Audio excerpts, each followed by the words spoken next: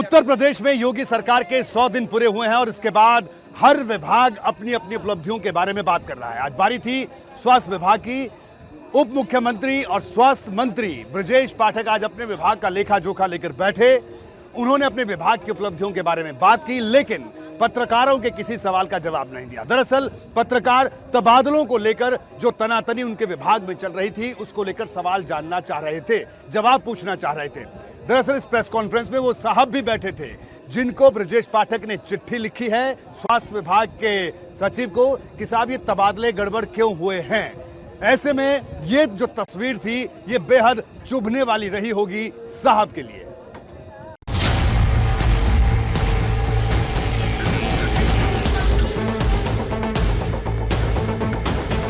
योगी सरकार के दूसरे कार्यकाल में बहुत कुछ बदला है। इस बार स्वास्थ्य विभाग की जिम्मेदारी उन ब्रजेश पाठक के हाथों में है जो डिप्टी सीएम भी हैं और 100 दिन का कार्यकाल पूरा होने पर ब्रजेश पाठक ने भी अपने विभाग का रिपोर्ट कार्ड पेश किया। विभाग की कोशिश है कि बेहतर स्वास्थ्य व्यवस्था के साथ साथ रोजगार भी मुहैया कराया जा सके, ये सबसे बड़ा दावा है। 50 सैया अस्पताल का लोकार्पण शीघ्र हम लोग करने जा रहे हैं। केवल वहां पर बिजली और सैनिटरी की फिटिंग्स लगना बाकी है और बाकी काम लगभग पूरा हो गया है। जो अप्रोच रोड है वो भी शेष शीघ्र पूरा हो जाने पर हम इसको कंप्लीट करेंगे। इसके साथ ही साथ जो हमारा लक्ष्य 100 दिन का था उसको हमने 100% पूरा किया है।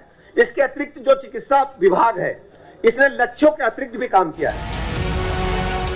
बतौर स्वास्थ्य मंत्री डिप्टी सीएम ब्रजेश पाठक ने स्वास्थ्य विभाग को लेकर कई और भी दावे किए।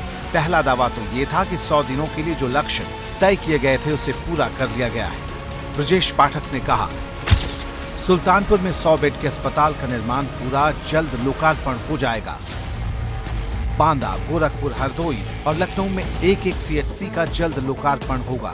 इसके अलावा देवरिया, सीतापुर, लखीमपुर में 9 पीएचसी का लोकार्पण किया जाएगा।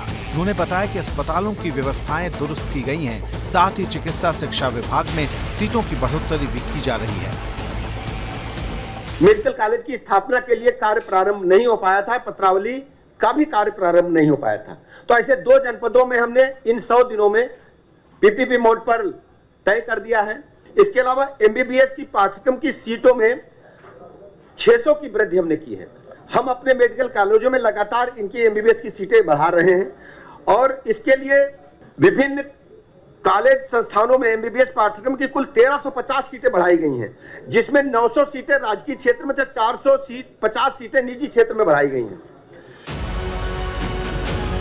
डिप्टी सीएम ने स्वास्थ्य विभाग से जुड़े कई मुद्दों पर बात की, लेकिन जब सवाल सबसे चर्चित विवाद का आया तो उन्होंने कोई जवाब नहीं दिया। दरअसल स्वास्थ्य विभाग में इन दिनों तबादले को लेकर तनातनी चल रही है। 100 दिन के कामकाज का रिपोर्ट पेश करने वाली इस प्रेस कॉन्फ्रेंस में मुख्य सचिव अमित मोहन प्रसाद भी थे, जिनसे ब्रजेश पाठक ने तबादले के मामले पर रिपोर्ट तलब की है। लेकिन तबादला विवाद पर न तो डिप्टी सीएम कुछ बोले और न ही अमित मोहन प्रसाद। मैं आप सभी का बहुत बहुत आभार व्यक्त करता हूँ। धन्यवाद।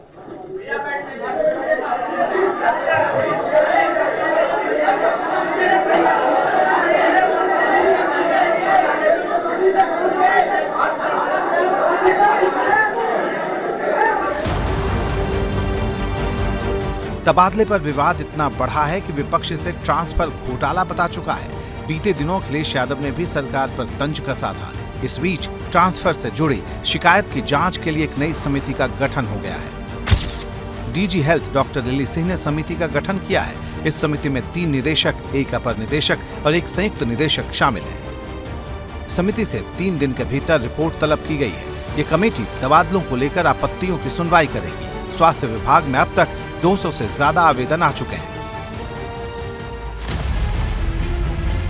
दिन बीत रहे हैं और तबादले को लेकर नई नई चिट्ठियां सामने आ रही हैं जो बताती हैं कि बेतरतीब तरीके से हुए तबादले ने कैसे पूरी व्यवस्था पर सवाल खड़े किए।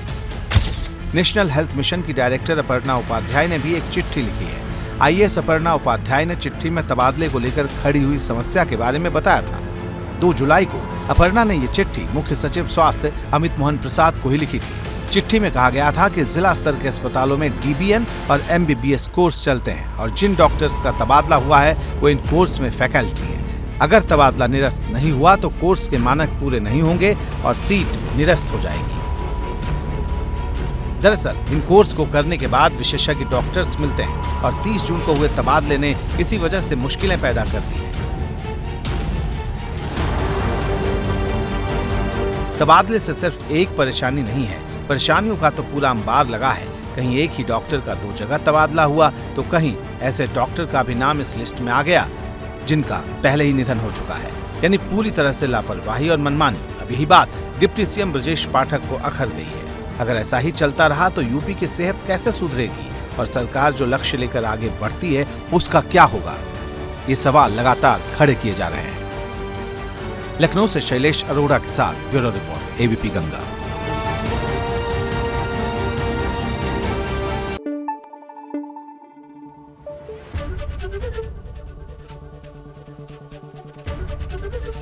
एबीपी गंगा, खबर आपकी, जुबान आपकी।